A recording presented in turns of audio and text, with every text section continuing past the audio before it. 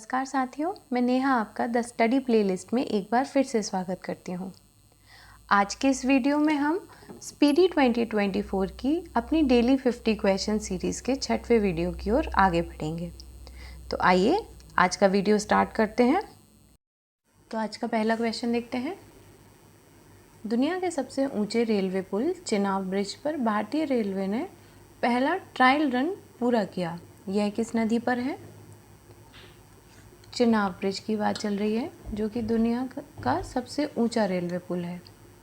Option पढ़ देती हूँ। ए झेलम, बी चेनाब, सी सिंधु या फिर डी सतलज। तो यहाँ ये क्वेश्चन से ही पता चल रहा है चेनाब ब्रिज के बारे में बात चल रही है और ये चेनाब नदी पर स्थित है। आपसे एक और क्वेश्चन किया जा सकता है कि चेनाब ब्रिज किस राज्य में स्थित है? तो ये जम्मू एंड कश्मीर में स्थित है। एक क्वेश्चन आपसे पूछा जा सकता है कि इस रेलवे पुल की लंबाई क्या है? तो आपको बताना है कि इसकी लंबाई 1.3 किलोमीटर है। एक बेहद महत्वपूर्ण तथ्य ये हो सकता है कि ये इस पुल की जो ऊंचाई है वो कितनी है? तो ये चेनाब नदी से 359 मीटर की ऊंचाई पर बना हुआ है ये पुल। तो ये 3 बेहद महत्वपूर्ण तथ्य हो जाते हैं इस क्वेश्चन से संबंधित। ये आपको याद रखना बहुत ज़रूरी है। आगे बढ़ते हैं। जिमैक्स 2024 अभ्यास का कौन सा संस्करण जापान के योकोसुका में आयोजित किया गया है? ऑप्शन ए 6वां, बी 7वां, सी 8वां या फिर डी 9वां। तो क्या दिया है? जिमैक्स।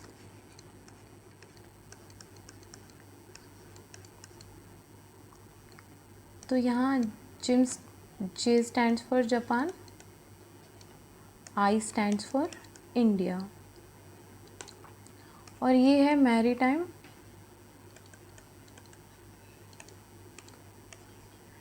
एक्सरसाइज, यानी जापान भारत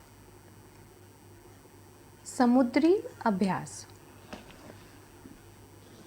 ये भी आपको याद रखना होगा कि जिमैक्स 2024 कहाँ पर आयोजित किया है? जापान के योकोसुका में। तो इस बार जिमैक्स का कौन सा संस्करण आयोजित किया गया है? तो इसका ऑप्शन सी सही है, ये 8वां संस्करण है। आगे बढ़ते हैं। चर्चा में रहा गांधी सागर वन्यजीव अभयारण्य किस राज्य में स्थित है? तो ये बेहद महत्वपूर्ण क्वेश्चन ये भी बन जाता है, इसको स्टार मार्क कर लीजिए।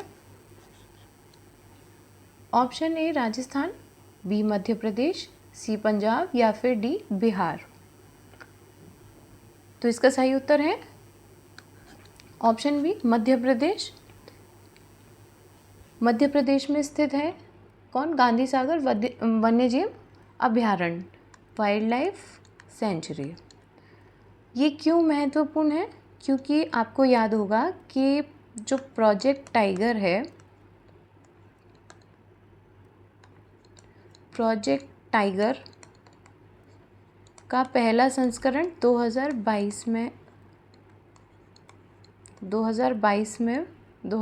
प्रोजेक्ट टाइगर 1 चलाया गया था, जिसमें आपको याद होगा कि अफ्रीका से चीतों को भारत के कूनो नेशनल पार्क में लाया गया था। अब ये प्रोजेक्ट टाइगर का दूसरा चरण है,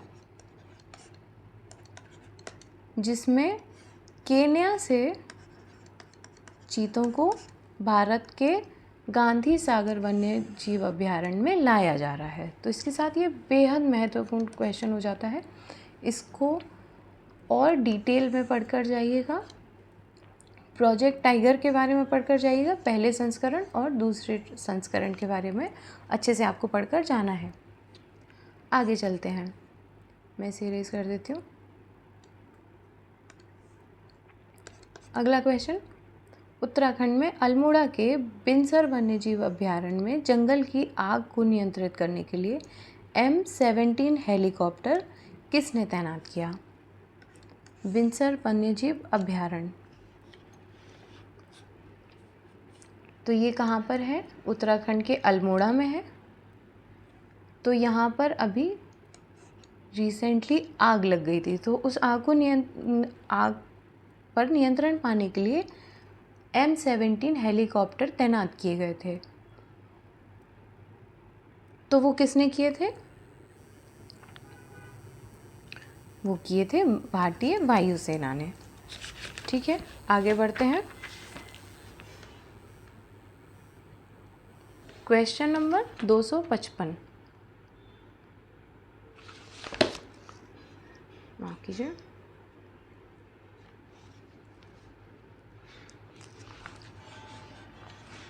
बारह जून 2024 से आंध्र प्रदेश की आधिकारिक राजधानी कहाँ होगी?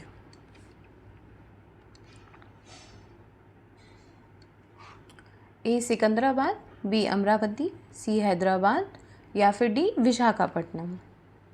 तो विधायी राजधानी, माफ़ कीजिए, आधिकारिक राजधानी की बात चल रही है, तो इसका सही उत्तर है अमरावती होगी।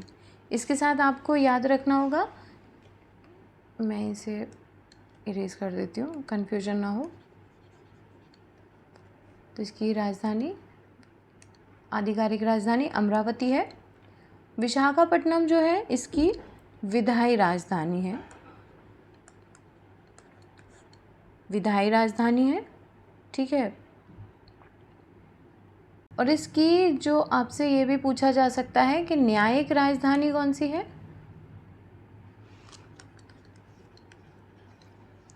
न्यायिक राजधानी इसकी है कुर्नूल। ये भी आपको याद रखना होगा, कुर्नूल इसकी न्यायिक राजधानी है। तो आप चाहें तो नोट कर लीजिए इसको, मुझे ये यहाँ इरेज करना पड़ेगा ताकि आगे क्वेश्चंस पढ़ने में आपको दिक्कत ना हो। आगे बढ़ते हैं। भारत ने आपदा प्रभावित पपुआ न्यू गिनी को कितने मिलियन अमेरिकी डॉलर की मानवीय सहायता भेजी है? तो इसका सही उत्तर है 1 मिलियन अमेरिकी डॉलर की मानवीय सहायता भारत ने पपुआ न्यू गिनी को भेजी है। अगले क्वेश्चन पर चलते हैं। 9 जून 2024 को नरेंद्र मोदी ने शपथ ग्रहण समारोह में कितने देशों के राष्ट्रीय अध्यक्ष शामिल हुए? एक बार फिर से पढ़ देती हूँ। 9 जून 2024 को नरेंद्र मोदी के शपथ ग्रहण समारोह में कितने देशों के राष्ट्राध्यक्ष शामिल हुए? ऑप्शन ए 4, बी 5, सी 6 या फिर डी 7। तो इसके साथ साथ आपको ये भी याद रखना है कि जितने भी देश के राष्ट्रीय अध्यक्ष शामिल हुए थे वो कौन कौन से देश थे। तो इसका क्या उत्तर सही है? इसका उत्तर है डी सही। अगर आप चाहते हैं तो मैं आपको बता देती हूँ।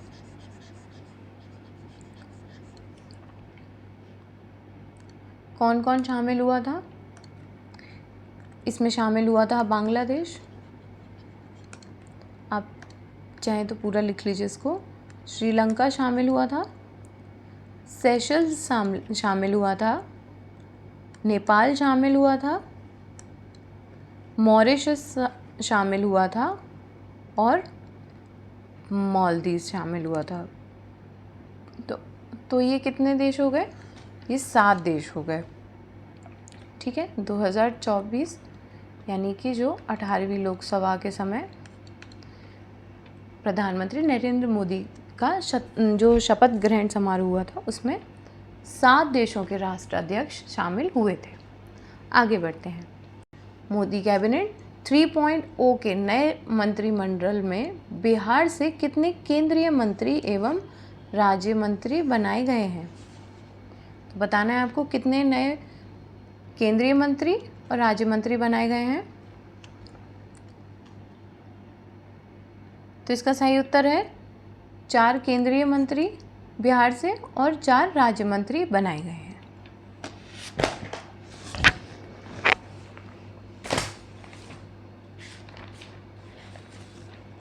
आगे बढ़ते हैं। 18वीं लोकसभा चुनाव के लिए चुनाव आयोग की टैगलाइन क्या थी? चुनाव आयोग की टैगलाइन बतानी है आपको। ऑप्शन ए, चुनाव का पर्व देश का गौरव, B, your vote your responsibility, C, every vote counts, या फिर D, vote for a better tomorrow. तो इसका सही उत्तर क्या है? इसका सही उत्तर है चुनाव का पर्व देश का गौरव। आगे बढ़ते हैं। अंतर्राष्ट्रीय खगोलीय संघ ने मंगल ग्रह पर स्थित एक क्रेटर का नाम किसके नाम पर दिया है? मंगल ग्रह पर स्थित एक क्रेटर का नाम दिया गया है, किसके नाम पर रखा है? Option A, professor Devendra Lal, B, CV Raman, C, Satyendra Nath Bose, या फिर डी, विक्रम साराभाई। तो इसका सही उत्तर है प्रोफेसर देवेंद्र लाल, इनके नाम पर रखा गया है। ये एक फिजिसिस्ट थे, यानी भौगोलिक विज्ञानी थे ये। इनके नाम पर मंगल ग्रह पर स्थित एक क्रेटर को इनके नाम पर रखा गया है। आगे बढ़ते हैं। हाल ही में किस राज्य की सरकार ने मुख्यमंत्री निजुत मोइन योजना की घोषणा की है? Option A, Orissa, B, Jharkhand, C, Assam, या फिर डी, तमिलनाडु। तो इसका उत्तर क्या सही है? इसका उत्तर सी सही है। ऑप्शन सी, असम में मुख्यमंत्री निजुत मोइना योजना की घोषणा की गई है। इसके अंतर्गत क्या होगा? इसमें जो छात्राएं हैं लड़कियों के लिए, उनको मासिक स्टाइपेंड दिया जाएगा। मतलब उनको हेल्प की जाएगी कि जो लड़कियों की शादी जल्दी कर दी जाए, कम उम्र में लड़कियों की शादी हो जाने का ट्रेंड है, उसको डीमोटिवेट करने के लिए असम सरकार ने ये प्रधानमंत्री निजुत मोइना योजना चलाई है। इसके अंतर्गत क्या किया जाएगा? जो लड़कियां 11th-12th में हैं उनको मासिक 1000 रुपये का स्टाइपेंड दिया जाएगा हर महीने। जो लड़कियां ग्रेजुएशन में हैं उनको कितनी राशि दी जाएगी? उन्हें दी जाएगी 1250 रुपये प्रति माह। और जो पोस्ट ग्रेजुएट करेंगी लड़कियां, उन्हें 2500 रुपये प्रति माह सरकार उनको स्टाइपेंड देगी। ये किस लिए किया जा रहा है? ताकि लड़कियों को हायर एजुकेशन के लिए उनको प्रोत्साहन दिया जा सके। ठीक है, आगे बढ़ते हैं। G7 शिखर सम्मेलन 2024 का आयोजन कहाँ किया गया? G7 के लिए की बात चल रही है। 2024 कहाँ आयोजित किया गया? ऑप्शन पढ़ देती हूँ। ए, फ्रांस, बी, जापान, सी, कनाडा, या फिर डी, इटली। तो इसका सही उत्तर है इटली में आयोजित किया गया। आगे बढ़ते हैं। चर्चा में रहा सोहेलवा वन्यजीव अभयारण्य किस राज्य में है? Option A, Madhya Pradesh, B, Rajasthan, C, Orissa, या फिर डी, उत्तर प्रदेश। यहाँ बात चल रही है सोहेलवा वाइल्ड लाइफ सेंचुरी की। तो बताइए किस राज्य में स्थित है ये? तो ये ऑप्शन डी इसका सही है, उत्तर प्रदेश में स्थित है। इसके साथ ही आप मुझे ये बताइए कि उत्तर प्रदेश में कुल कितनी वाइल्ड लाइफ सेंचुरी अब हैं? तो उत्तर प्रदेश में 12 वाइल्ड लाइफ सेंचुरीज़ हैं टोटल। और आपसे एक और क्वेश्चन किया जा सकता है, यूपी से रिलेटेड जो भी एग्ज़ाम्स हैं उनमें ये पूछा जा सकता है कि पहला जो वाइल्ड लाइफ सेंचुरी थी यूपी की वो कौन सी थी? तो आपको ये याद रखना है कि चंदौली में है एक Chandraprabha wildlife century.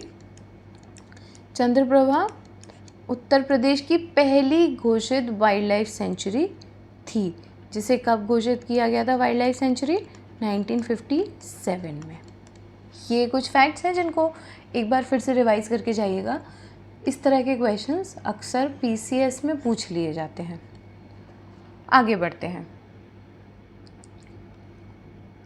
FIH hockey पुरुष जूनियर विश्व कप 2025 का आयोजन किस देश में किया जाएगा? मैं इसको थोड़ा इरेज कर देती हूँ। तो किस देश में किया जाएगा? HIF हॉकी पुरुष जूनियर विश्व कप 2025 कहाँ किया जाएगा? ऑप्शन ए मलेशिया, बी चीन, सी डेनमार्क या फिर डी भारत। तो ये 2025 में भारत में आयोजित किया जाएगा। अगला क्वेश्चन, भारतीय थल सेना का 30वां प्रमुख किसे नियुक्त किया गया है? थल सेना का प्रमुख 30वां किसे नियुक्त किया गया है? Option A Manoj Pande, B Anil Chauhan, C Harpreet Singh या फिर डी उपेंद्र द्विवेदी। तो इसका सही उत्तर है उपेंद्र द्विवेदी को भारतीय थल सेना का 30वां प्रमुख नियुक्त किया गया है। अगला क्वेश्चन, कार्लोस अल्कराज किस देश के खिलाड़ी हैं जिन्होंने फ्रेंच ओपन 2024 का पुरुष एकल का टाइटल जीता है? ये क्वेश्चन हम पहले कर चुके हैं। तो इसका उत्तर बताइए। Option A Spain, B France, C Serbia या फिर डी ऑस्ट्रेलिया। तो इसका सही उत्तर है वे स्पेन के खिलाड़ी हैं। कौन? Carlos Alcaraz. इन्होंने फ्रेंच ओपन 2024 का पुरुष एकल का टाइटल इन्होंने जीता है, याद रखिएगा इसको। आगे बढ़ते हैं। हाल ही में जारी QS वर्ल्ड यूनिवर्सिटी रैंकिंग 2025 में किस भारतीय संस्था को प्रथम स्थान प्राप्त हुआ है? Option A IIT Delhi, option B IIT Bombay, option C IIT Kharagpur या फिर ऑप्शन डी IIT रुड़की। तो इसका सही उत्तर है IIT बॉम्बे को QS वर्ल्ड यूनिवर्सिटी रैंकिंग 2025 में प्रथम भारतीय संस्था है जिसको प्रथम स्थान प्राप्त हुआ है। आगे बढ़ते हैं। कौन सा देश हाल ही में अंतरिक्ष अन्वेषण के लिए आर्टेमिस समझौते पर हस्ताक्षर करने वाला 43वां देश बना है? आर्टेमिस समझौते की बात चल रही है। तो आर्टेमिस समझौता किस लिए किया गया था कि स्पेस रिसर्च जो होती है, स्पेस रिसर्च में सभी के लिए समान नियम निर्धारित किए जाएं, उसके लिए इस समझौते पर हस्ताक्षर किए गए। तो भारत की बात करते हैं। भारत इसका सिग्नेटरी मेंबर है, भारत हस्ताक्षर करता है। लेकिन क्या है, एक महत्वपूर्ण बात यह है कि वो नियम जो है वो भारत पर गैर बाध्यकारी होंगे।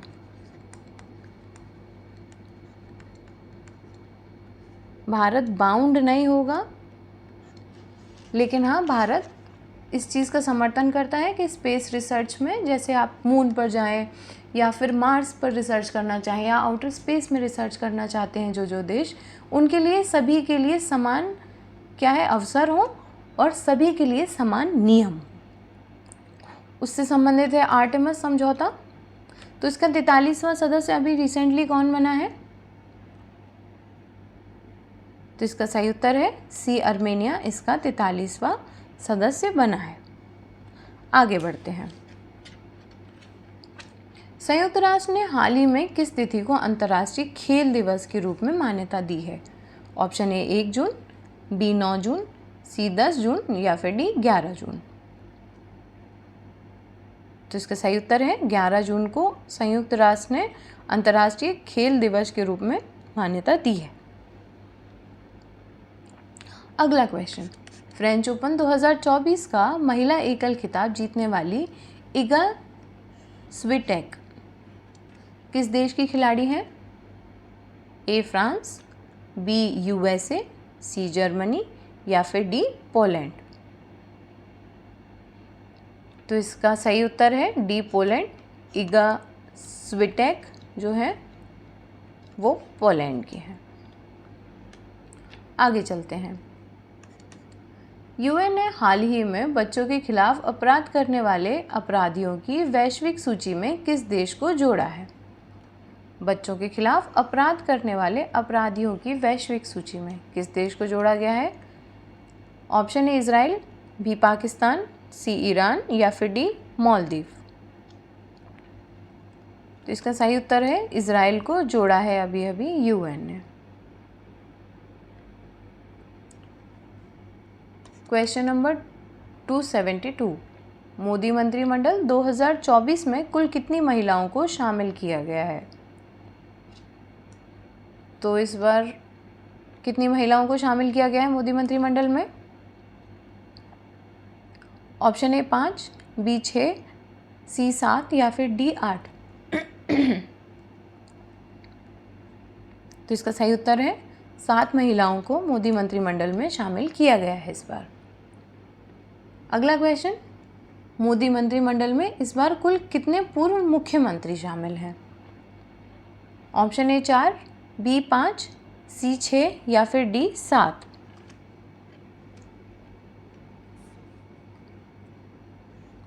तो इसका सही उत्तर क्या है? इसका सही उत्तर है 6 पूर्व मुख्यमंत्रियों को इस बार मोदी मंत्रिमंडल में शामिल किया गया है। तो किस किस को किया गया है? राजनाथ सिंह को किया गया है, जो यूपी के पूर्व मुख्यमंत्री रह चुके हैं। मनोहर लाल खट्टर को किया गया है, तो ये कहाँ के रह चुके हैं? हरियाणा के पूर्व मुख्यमंत्री रह चुके हैं। शिवराज सिंह चौहान को किया गया है, ये कहाँ के मुख्यमंत्री रह चुके हैं? ये एमपी के मुख्यमंत्री रह चुके हैं। सर्बानंद सोनोवाल को किया गया है, ये कहाँ के पूर्व मुख्यमंत्री रह चुके हैं? ये असम के पूर्व मुख्यमंत्री रह चुके हैं। अगला कौन है? अगले हैं जीतन राम मांझी,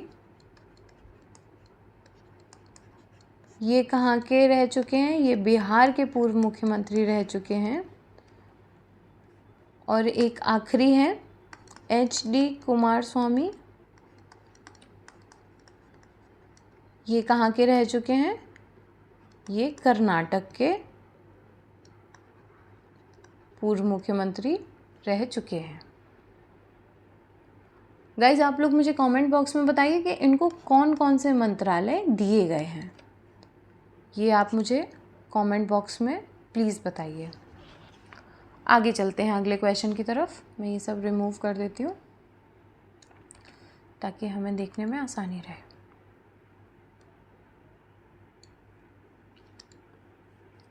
अगला क्वेश्चन, 10 जून 2024 को प्रकाशित हुई आत्मकथा आई हैव द स्ट्रीट एक कुट्टी क्रिकेट स्टोरी का संबंध किस भारतीय क्रिकेटर से है? तो किस भारतीय क्रिकेटर की ये ऑटोबायोग्राफी आत्मकथा किसने लिखी है? Option A Virat Kohli, B Ravindra Jadeja, C Surya Kumar Yadav या फिर डी रविचंद्रन अश्विन। तो इसका सही उत्तर है डी रविचंद्रन अश्विन ने अपनी आत्मकथा लिखी है, जिसका नाम है आई हैव द स्ट्रीट्स अ कुट्टी क्रिकेट स्टोरी। ये याद रखिएगा। अगला क्वेश्चन, हाल ही में किस राज्य के 2 वेटलैंड को रामसर साइट की लिस्ट में शामिल किया गया है? ऑप्शन ए बिहार, बी उत्तर प्रदेश, सी मध्य प्रदेश या फिर डी राजस्थान। तो किन 2 वेटलैंड को रामसर साइट्स में जोड़ा गया है और वे कहाँ के हैं? तो ऑप्शन इसका ए सही है। बिहार के 2 वेटलैंड्स को रामसर साइट की लिस्ट में शामिल किया गया है। वे कौन से रामसर साइट्स हैं? 2 कौन से वेटलैंड हैं? तो जमुई ज़िले में 2 जो वेटलैंड्स हैं जिनका नाम है नागी और दूसरा है नकटी पक्षी अभयारण्य। इन दोनों को शामिल किया गया है रामसर साइट्स में। ये दोनों ही वेटलैंड्स हैं जिन्हें रामसर साइट की लिस्ट में जोड़ा गया है हाल ही में। तो अब क्या होगा, ये अंतर्राष्ट्रीय महत्व की वेटलैंड सूची में इनको जोड़ लिया जाएगा। ठीक है, आगे बढ़ते हैं। कर्मचारी राज्य बीमा निगम यानी कि एम्प्लॉयज़ स्टेट इंश्योरेंस कॉरपोरेशन के महानिदेशक का अतिरिक्त प्रभार किसे दिया गया है? किसे दिया गया है अतिरिक्त प्रभार? ESIC का। Option A Rajiv Sinha, B Kamal Kishore Sen, C Ram Singh Mandal या फिर डी दुर्गा शक्ति नागपाल। तो इसका उत्तर सही है, कमल किशोर सेन को ESIC के महानिदेशक का अतिरिक्त प्रभार दिया गया है। अगले क्वेश्चन पर चलते हैं। मोबाइल ऐप सारथी 2.0 हाल ही में किसके द्वारा लॉन्च किया गया है? ऑप्शन ए नीति आयोग, बी गृह मंत्रालय, सी सेबी या फिर डी SBI।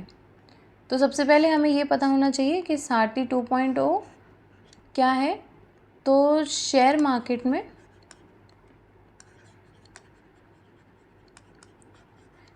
इन्वेस्टर्स के जो इन्वेस्टमेंट करते हैं शेयर मार्केट में, उनको जो भी जटिल जो उनके क्वेश्चंस होते हैं, मतलब कुछ क्वेश्चंस ऐसे जो उनको मान लीजिए नहीं समझ में आ रहे हैं कि किस तरह उनको इन्वेस्ट करना चाहिए, कहाँ करना चाहिए, क्या इंटरफेस है, क्या चीज़ें, क्या इसके प्रोज हो सकते हैं, क्या कॉन्स हो सकते हैं।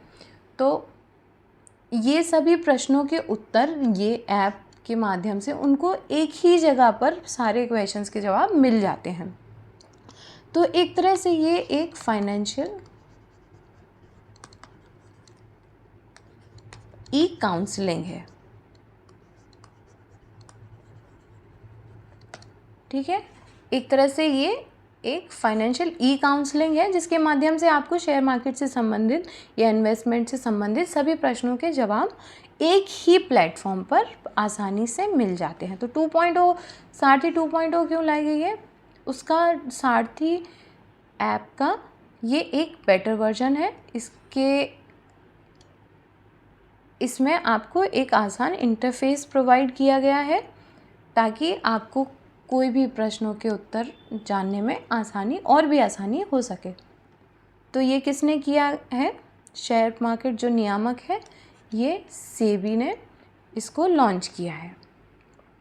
अगले क्वेश्चन की तरफ चलते हैं। किस देश ने फिलिस्तीन को आधिकारिक तौर पर मान्यता दे दी है? Option A Japan, B Slovenia, C Portugal या फिर डी अर्जेंटीना। तो गाइज आप लोगों को पता होगा अभी 2023 में इज़राइल और फ़िलिस्तीन के बीच में कॉन्फ्लिक्ट हुआ था, गाज़ा स्ट्रिप, आपने पढ़ा होगा। तो उसमें इसका उत्तर क्या सही है? इसका उत्तर सही है, स्लोवेनिया ने इस कॉन्फ्लिक्ट के चलते भी, स्लोवेनिया आपको याद रखना होगा कि यूरोपियन यूनियन का सदस्य है। ठीक है, यूरोपीय यूनियन का स्लोवेनिया सदस्य है और उसने फ़िलिस्तीन को एक स्वतंत्र राज्य के रूप में आधिकारिक तौर पर मान्यता उसने दी है। आगे बढ़ते हैं। 7 जून 2024 को किसके द्वारा वर्ष 2025 को क्वांटम विज्ञान और प्रौद्योगिकी का अंतर्राष्ट्रीय वर्ष घोषित किया गया? दोबारा पढ़ देती हूँ। 7 जून 2024 को किसके द्वारा वर्ष 2025 को क्वांटम विज्ञान और प्रौद्योगिकी का अंतर्राष्ट्रीय वर्ष घोषित किया गया? तो किसके द्वारा घोषित किया गया? ऑप्शन ए विश्व बैंक, बी विश्व आर्थिक संगठन, सी संयुक्त राष्ट्र महासभा या फिर डी नीति आयोग। तो इसका सही उत्तर है संयुक्त राष्ट्र महासभा द्वारा, यूनाइटेड नेशंस जनरल असेंबली द्वारा इसे 2025 को क्वांटम विज्ञान और प्रौद्योगिकी का अंतर्राष्ट्रीय वर्ष घोषित किया गया है। आगे बढ़ते हैं। चर्चा में रही स्पर्श सेवा किस मंत्रालय से संबंधित है? ऑप्शन ए विदेश मंत्रालय, बी गृह मंत्रालय, सी रक्षा मंत्रालय या फिर डी शिक्षा मंत्रालय। तो सबसे पहली बात, स्पर्श सेवा किस चीज़ से संबंधित है? स्पर्श सेवा है ये एक, इसको क्या बोलेंगे हम, एकीकृत वेब आधारित प्रणाली है ये, यूनिफाइड वेब आधारित प्रणाली है ये। किससे संबंधित? ये जो रक्षा पेंशन की जो मंजूरी और वितरण किया जाता है ना कि पेंशन्स कैसे जाएंगी, कब जाएंगी, इससे संबंधित एक स्वचालित प्रणाली है, ऑटोमेटेड सिस्टम है। ठीक है, पेंशन जो क्या है वो सीधे जो पेंशन भोगी हैं उनके बैंक खातों में जाएंगी, यानी कि जो मीडिएटर्स होते थे कि आपको इस डेस्क पर जाना है, उस डेस्क पर जाना है, वो सब ख़त्म करके सीधे आपके बैंक खाते में इस योजना के माध्यम से सीधे जो रक्षा पेंशन भोगी हैं उनके बैंक खातों में सीधा उनकी पेंशन जाएगी इसके माध्यम से। तो इसका उत्तर सी सही है, रक्षा मंत्रालय द्वारा रक्षा मंत्रालय से संबंधित है स्पर्श सेवा। आगे बढ़ते हैं। लोकसभा चुनाव 2024 में किस सीट पर नोटा पर 2 लाख से अधिक वोट पड़े? ये बहुत चर्चा में रहा था गाइस। 2 लाख से ज़्यादा नोटा पर वोट पड़े थे। ए मछली शहर जो उत्तर प्रदेश का है, बी इंदौर मध्य प्रदेश, सी लखनऊ उत्तर प्रदेश या फिर डी जाजपुर उड़ीसा। तो आपको पता होगा इसका उत्तर बी सही है, इंदौर के मध्य प्रदेश में नोटा पर 2 लाख से अधिक वोट पड़े थे। अगला क्वेश्चन, अंतर्राष्ट्रीय क्रिकेट में 600 छक्के लगाने वाले दुनिया के पहले बल्लेबाज कौन बने हैं? ए रोहित शर्मा, बी विराट कोहली, सी बाबर आजम या फिर डी जॉस बटलर। तो इसका क्या उत्तर क्या सही है इसका गाइस? तो इसका सही उत्तर है रोहित शर्मा।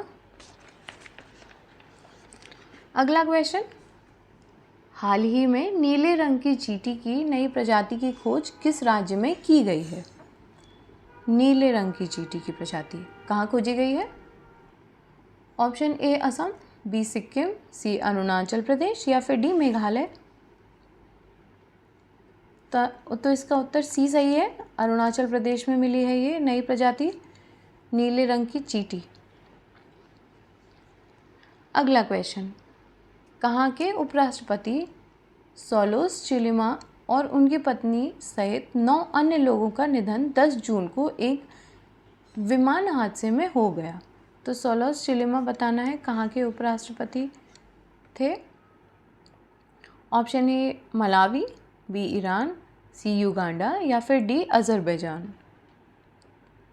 तो वे अफ्रीका के मलावी के उपराष्ट्रपति थे। मलावी क्या है? मलावी के बारे में एक फैक्ट ये है कि ये एक लैंडलॉक्ड कंट्री है जो कि अफ्रीका के दक्षिण पूर्व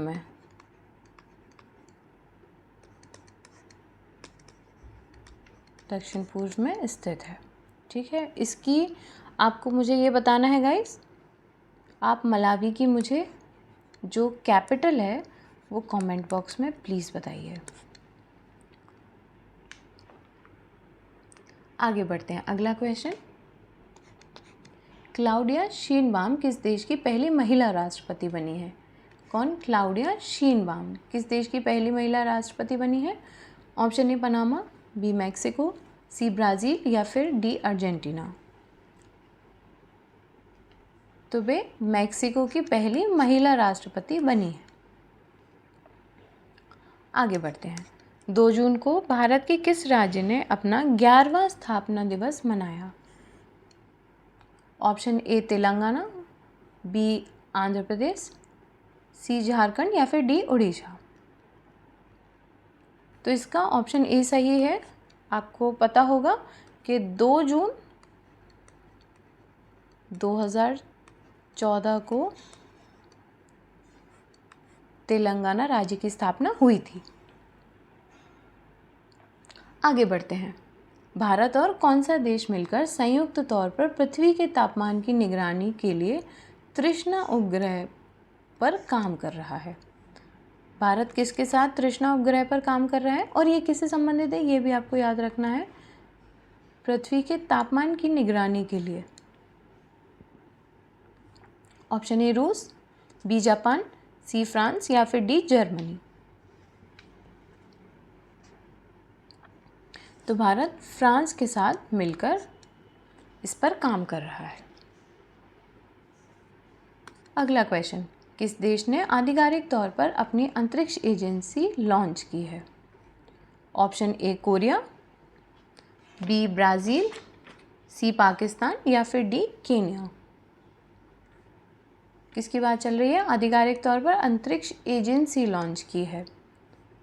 तो इसका उत्तर ए सही है। दक्षिण कोरिया ने अपनी एजेंसी, जिसका नाम क्या है, कासा, इसका नाम कासा है, कोरिया स्पेस एडमिनिस्ट्रेशन जिसका पूरा नाम है।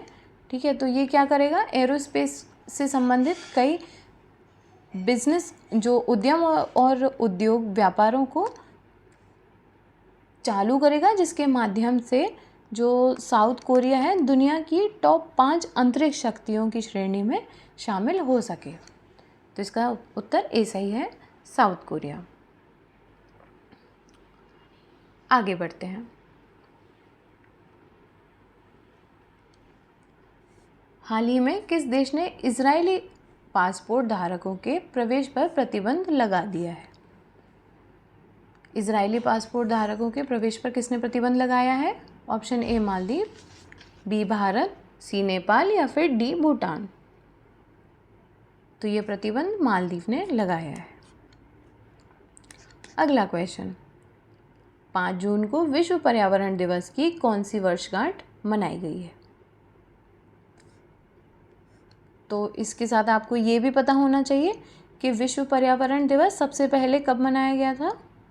तो ये मनाया गया था 1973 में, पहला विश्व पर्यावरण दिवस मनाया गया था।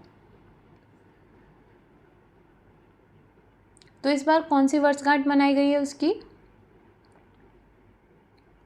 तो 51वीं वर्षगांठ इस बार मनाई गई है। आपको ये भी याद रखना होगा, इसका 2024 का विश्व पर्यावरण दिवस का थीम क्या रहा?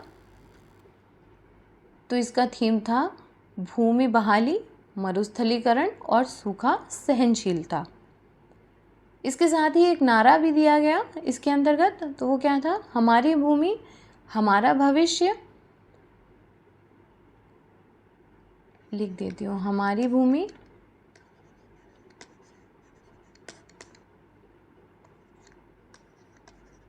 हमारा, माफ कीजिए,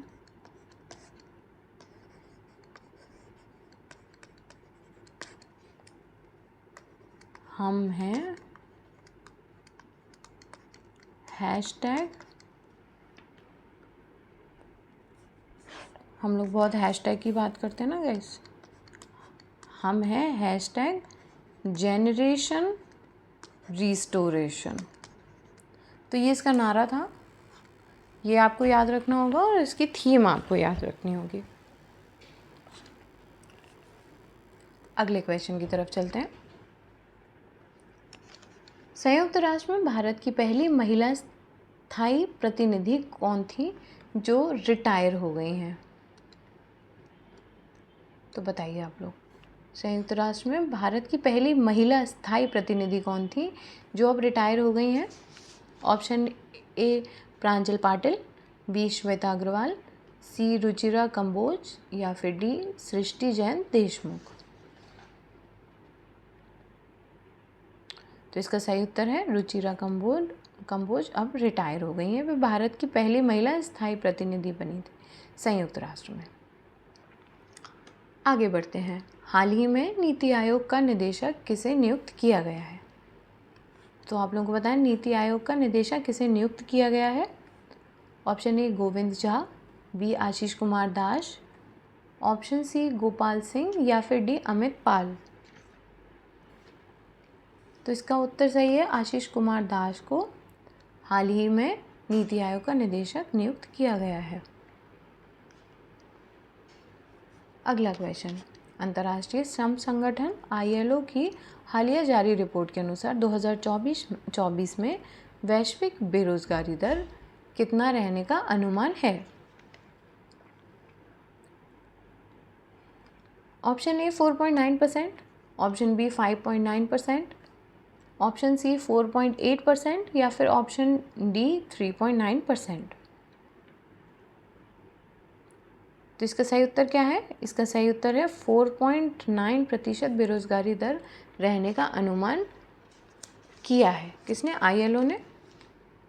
ILO का फुल फॉर्म क्या है?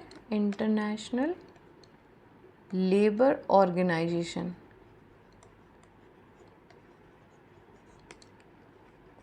और इसके साथ ही आपको ये भी याद होना चाहिए ILO का हेडक्वार्टर कहाँ है। इसका हेडक्वार्टर है स्विट्ज़रलैंड के जेनेवा में।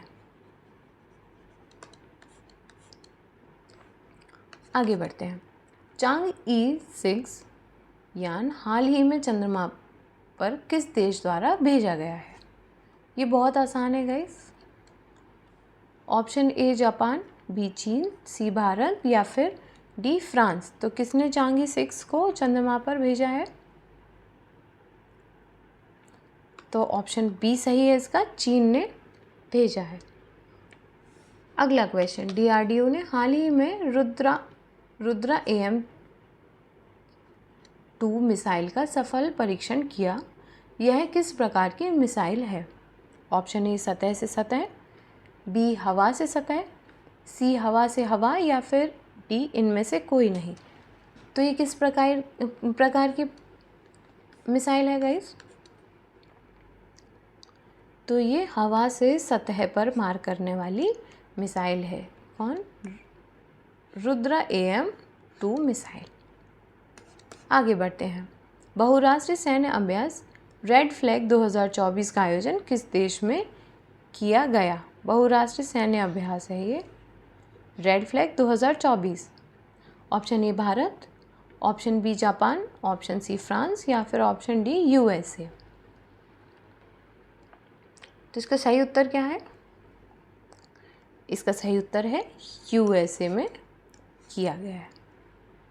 अगला क्वेश्चन, 30 मई को भारत किस राज्य ने, फिर से पढ़ती हूँ, 30 मई को भारत के किस राज्य ने अपना 37वां स्थापना दिवस मनाया? Option A Goa, B Sikkim, C Manipur या फिर डी केरल। तो इसका उत्तर सही है, गोवा ने अपना 37वां स्थापना दिवस मनाया। इसके साथ ही आपको ये याद होना चाहिए कि इसका मतलब ये 37वां स्थापना दिवस का मतलब ये है कि गोवा को पूर्ण राज्य का दर्जा कब मिला था। तो गोवा को पूर्ण राज्य का दर्जा कब मिला? पूर्ण राज्य का दर्जा मिला है गोवा को 1987 में। इसके साथ ही आपको एक और फैक्ट पूछा जा सकता है कि गोवा पुर्तगालियों से आज़ाद किस सन में हुआ? तो गोवा पुर्तगालियों से आज़ाद 1961 में हुआ। ठीक है। एक फैक्ट गोवा के बारे में ये है कि क्षेत्रफल के आधार पर गोवा भारत का सबसे छोटा राज्य है। ठीक है, आगे बढ़ते हैं। अंटार्कटिक संघ सलाहकार बैठक का आयोजन कहाँ किया गया? Option A Mumbai, B Kochi, C Chennai या फिर डी अहमदाबाद। तो कहाँ किया गया अंटार्कटिक संघ सलाहकार बैठक का आयोजन? तो ये किया गया है कोच्चि में। अगला question, mass communication internship programme किस मंत्रालय ने शुरू किया है? ऑप्शन ए गृह मंत्रालय, बी शक्ति मंत्रालय, सी विदेश मंत्रालय या फिर डी कृषि मंत्रालय। तो ये किया है जल शक्ति मंत्रालय ने मास कम्युनिकेशन इंटर्नशिप प्रोग्राम को शुरू किया है। आज के वीडियो का लास्ट क्वेश्चन गाइस, हाल ही में आए चक्रवात रेमल को किस देश द्वारा नामित किया गया है?